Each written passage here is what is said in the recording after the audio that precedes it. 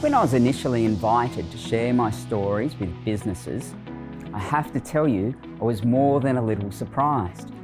I thought, how could leading teams through crisis and disaster situations benefit those working outside this area?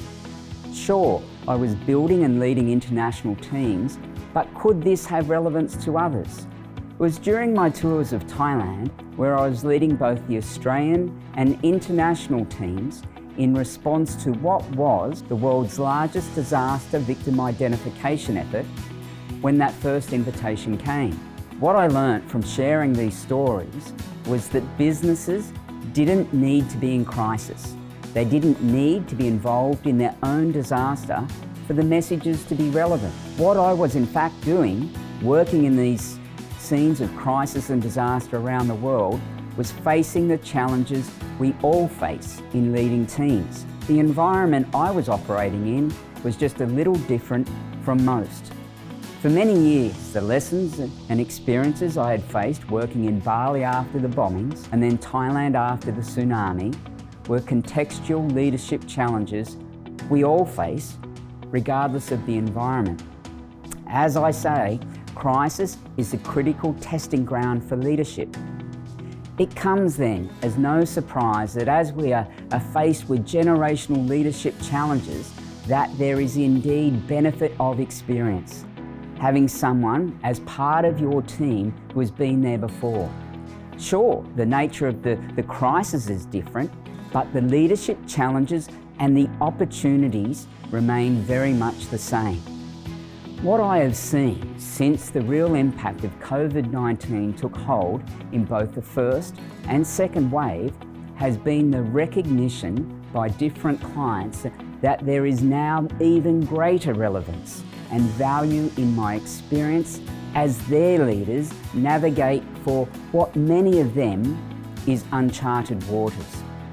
The position I'm seeing leaders find themselves in is not all that different from the international teams we built in Thailand, or the need for clear strategy that was so missing when I worked in Saudi Arabia, or the need to respond decisively, which is what I witnessed in Japan after the 2011 tsunami.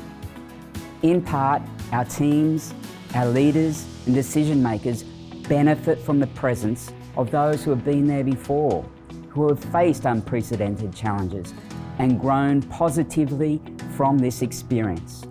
And make no mistake about it, this is an absolute time for personal and professional growth. Opportunities will present themselves. The question then is, are we ready for them? There will be opportunities and there will be a recovery. I started Hands Across the Water, a charity that is now 15 years old, having raised over $25 million in the midst of probably the most challenging time of my life, during the tsunami in Thailand.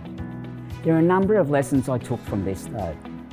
Don't wait until the time is right to do the things you want to do, because that time might never come. And secondly, to lead ourselves, our businesses and our communities out of the most challenging times, we need leaders who have courage to make difficult decisions. And we need to keep moving forward, even when the answers to the questions before us are anything but clear. While we can't gather as we used to right now, it doesn't mean that we still can't come together. In fact, we are finding it easier and perhaps a more efficient use of time. In the investment in technology, I'm able to work with your teams remotely. I've created a virtual experience, not just for my keynotes, but also for my disaster simulation training.